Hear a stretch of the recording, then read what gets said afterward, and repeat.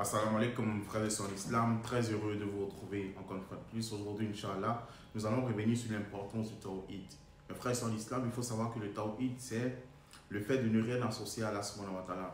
Malheureusement, beaucoup de personnes ne savent pas ce que c'est que le Tawhid, ne savent pas les règles du Tawhid. C'est pourquoi vous allez voir beaucoup de musulmans qui vont à la mosquée, qui prient, qui jeûnent, alors qu'ils ne sont plus musulmans, parce qu'ils ont enfreint aux règles du Tawhid. Combien de musulmans aujourd'hui portent des bagues de protection, font des gris-gris, cassent des œufs au carrefour, consultent des charlatans, tout ça, alors que c'est des choses qui font sortir l'homme de l'islam. Le prophète Isa dit celui qui consulte un divin, qui porte foi en ce que le divin lui dit, il devient mécréant. Celui qui va casser des œufs au carrefour, pensant qu'en cassant un œuf au carrefour, sa vie va changer, il devient mécréant, il n'est plus musulman. Celui qui porte une bague pour se protéger, il a associé quelque chose à Allah, il n'est plus musulman. Mes frères et sœurs l'islam, il faut qu'on fasse très attention pour ne pas que deviennent vaines nos actions, nos efforts dans la religion.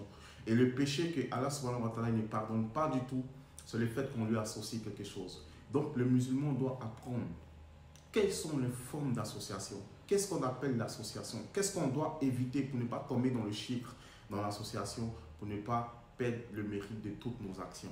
Mes frères et sœurs d'Islam, c'est le premier pilier de l'islam.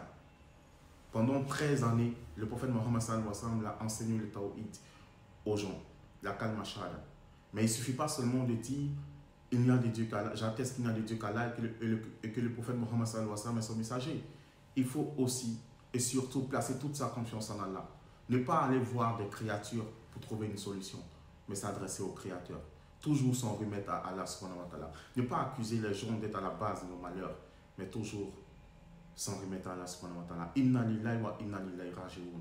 Le musulman, c'est celui qui place toute sa confiance en Allah.